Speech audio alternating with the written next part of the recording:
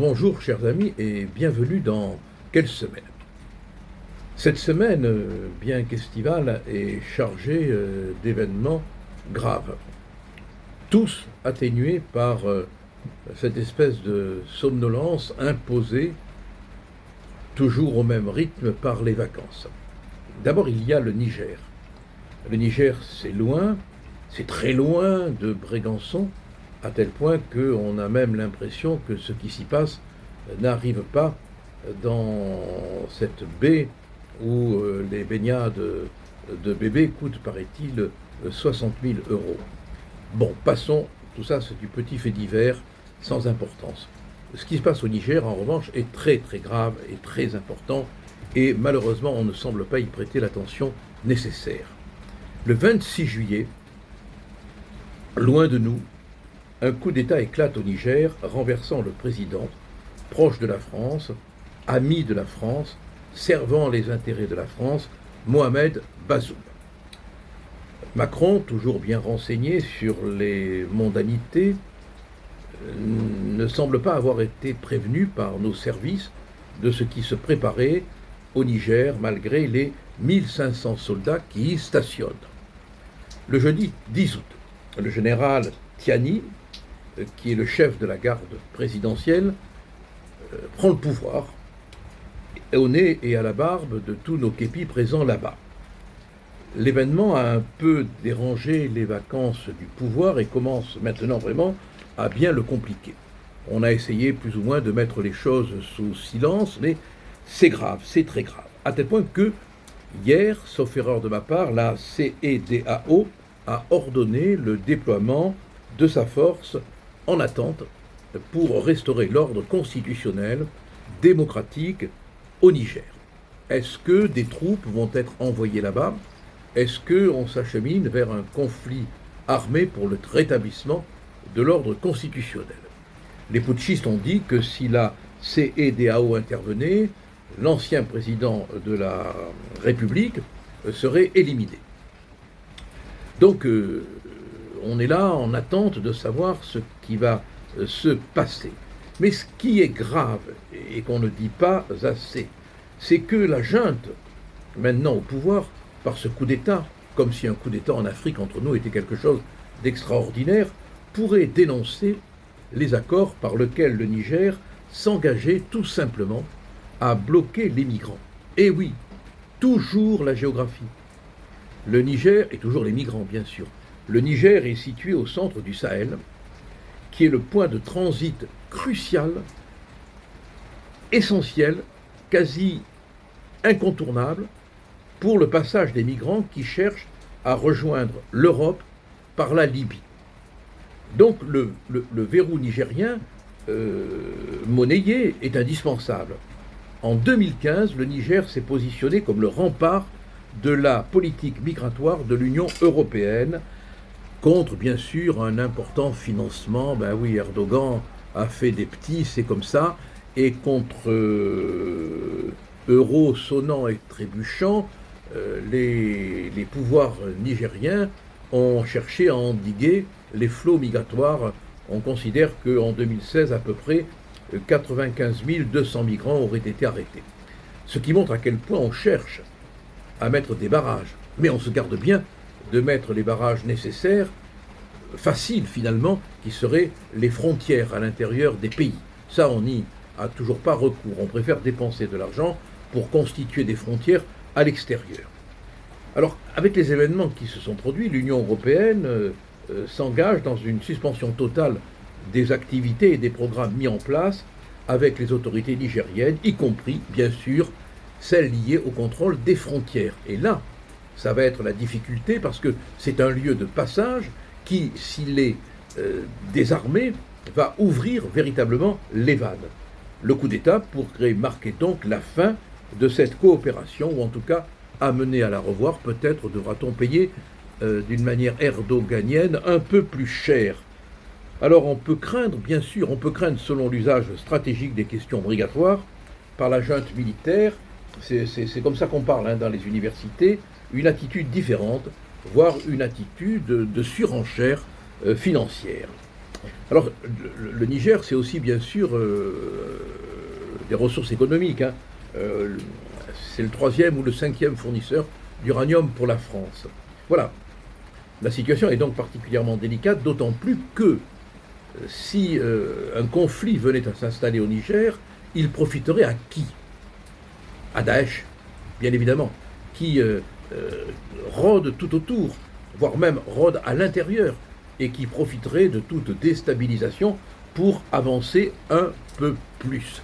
Mais la question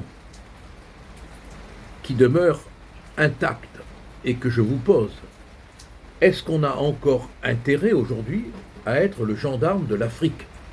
Et est-ce qu'il ne serait pas grand temps qu'on dise occupez-vous de vos affaires, nous nous occupons des nôtres? Mais à ce moment-là, la politique irait dans les deux sens, vous comprenez. Et oui, et pendant qu'on réfléchit, pendant qu'on se pose des questions, la Russie, progressivement, avec une diplomatie plus habile, semble s'installer. Alors, est-ce que ça vaut la peine encore de se battre pour être le gendarme un peu maltraité, un peu mal aimé de l'Afrique? Moi, je crois pas. Je crois qu'il faudrait rendre leur liberté, leur autonomie aux Africains, ne plus les piller, ça c'est certain, et avoir une politique migratoire beaucoup plus stricte. Mais en tout cas, l'affaire nigérienne est grave, ne serait-ce que sur le plan de la circulation, des migrations et de la protection aux frontières, ne pas l'oublier, même si c'est l'été. Marseille devient la ville où il ne fait pas bon vivre quand on est policier.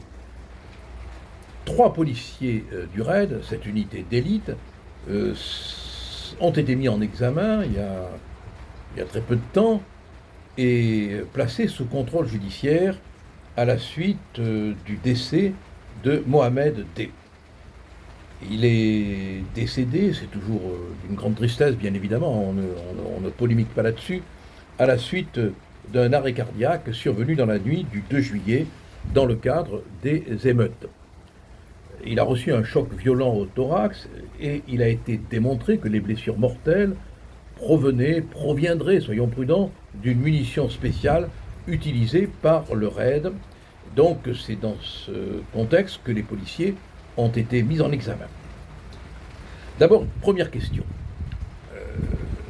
Pourquoi le pouvoir, parce qu'il en reste, utilise-t-il pour des opérations de maintien de l'ordre une unité d'élite comme celle du RAID, qui est fait pour lutter contre le terrorisme et qui est fait pour lutter contre le grand banditisme? Pourquoi le gouvernement prend-il le risque d'envoyer des unités spécialisées dans le rétablissement de l'ordre? Ou alors il faut appeler les choses par leur nom. Quand on appelle les pompiers, c'est qu'il y a le feu. Quand on appelle le RAID, c'est qu'on est vraiment dans une forme de nécessité du maintien de l'ordre qui s'appelle des émeutes graves, gravissimes. L'émeute carrément au-delà de l'émeute. Bon. Mais on n'a pas à faire intervenir ces unités dans le cadre d'opérations de maintien de l'ordre. Bon. Alors, les policiers ont été placés en garde à vue, puis placés sous contrôle judiciaire.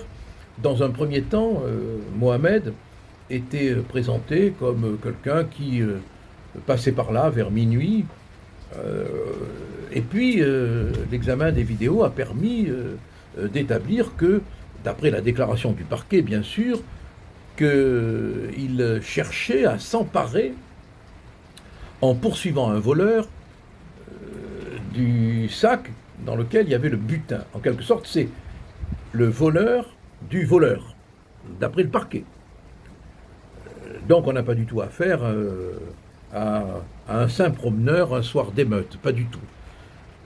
La famille de la victime, par le truchement de son avocat, qui ne manque pas de culot, soutient, elle, que Mohamed était en quelque sorte dans une action réparatrice et qu'il cherchait à ôter des mains du voleur le butin qu'il avait volé. Oui, c'est ça, c'est une nouvelle forme de civisme vers minuit, près d'un lieu de pillage, de courir après un pilleur. Oui, bon, ça, l'avocat pourra toujours le plaider, hein, c'est son droit. Mais les policiers sont quand même placés sous contrôle judiciaire, alors que ça ne devrait même pas être le cas, vu le contexte. Et encore une fois, je me demande comment vont se comporter les policiers si de nouveau il y a des émeutes. Mais franchement, c'est pas facile d'être policier dans la ville papale de l'immigration, puisque le pape va venir en parler. C'est pas facile d'être policier. Un fonctionnaire qui avait subi, je crois, un refus de priorité, a cru bon d'exhiber sa carte pour réprimander les mauvais conducteurs. Il s'est fait rouer de coups, on a les images. Il s'est fait étrangler, on a les images. Il a failli être asphyxié, on a les images. Et pour se sauver, il a tiré et blessé l'un de ses agresseurs, l'autre ayant trouvé bon de lui voler son arme. Bon, il est clair qu'à Marseille, il vaut mieux exhiber son casier judiciaire que sa carte de policier. C'est beaucoup plus prudent. Enfin, les agresseurs ont été placés en détention, ça c'est au moins la bonne nouvelle. Mais je vous en prie, si vous êtes confronté à des voyous, ne sortez pas votre carte de fonctionnaire de police. Dites que vous sortez des Baumettes, c'est le nom de la prison là-bas. Comme ça sera un sauf-conduit. Enfin, puisqu'il faut un peu se détendre en cette période estivale, nous avons eu le retour carnavalesque de Juan Branco. Lui, il est allé se faire arrêter au Sénégal, comme il se serait fait arrêter au Festival de Cannes, en essayant de s'offrir ainsi une belle pub comme avocat de l'opposant au régime, Macky Sall. Je ne sais pas comment on prononce ça. Mais malheureusement pour lui, l'opération publicitaire n'a pas marché, parce qu'on ne se transforme pas en Régis Debray, André Malraux, Hemingway ou Bernanos comme ça. Hein, et il s'est fait expulser. Ce qui est la manière juridique de mettre un coup de pompe dans le, vous voyez ce que je veux dire, de la personne dont on veut se débarrasser. Oui, il a cherché, Juan, à copier les grands, dans une espèce de référence mnésique. Mais bon, il n'est pas forcément responsable de cette photocopie. Mais bon, il y a plus d'événements à la hauteur d'une architecture authentique aujourd'hui. Donc il faut bien raccommoder comme on peut de l'histoire à sa pauvre petite histoire. Bon. Et il a déclaré, c'est malgré le mandat d'arrêt, hein, il est arrivé à Dakar, certain de se faire arrêter, mais il pensait peut-être pouvoir, du fond de ses géoles, écrire une longue plainte qui retentirait dans le monde entier. Bon. Il a dit, voilà, qu'il c'est les porteurs de l'espoir du grand peuple des déshérités qui résonnent par-delà ces contrées. C'est beau, hein? C'est beau, ça aurait pu être du Malraux s'il y avait eu Malraux, voilà. Bon. Mais il n'y avait pas Malraux. Alors il est revenu, le point levé, bien sûr, le point levé, mardi matin à l'aéroport, après avoir été expulsé, et malheureusement pour lui, sa campagne de communication s'est arrêtée là. Voilà. Bon, alors qu'est-ce qu'on peut dire? Au moment où Geneviève de Fontenay, une grande dame, n'en déplaise à Sandrine Rousseau, nous quitte, pas Sandrine Rousseau, ça, non, Madame de Fontenay, on peut se dire que la relève de BHL est assurée, voilà. Avec Joanne, Bernard-Henri ne disparaîtra pas totalement. Voilà, c'est la consolation de l'été. On peut voir Bernard-Henri Lévy vieillir en toute tranquillité. L'homme à la pirogue vient tranquillement sur les flots de la médiatisation tenter de le remplacer. Voilà. Les droits de l'homme, les droits de l'humanité en souffrance, les droits des peuples déshérités ont enfin trouvé une image de remplacement. Ah, quel réconfort en ce mois d'août. Allez, passez de bonnes vacances parce que la rentrée, croyez-moi, va être difficile. Bon courage et à la semaine prochaine, si vous voulez bien.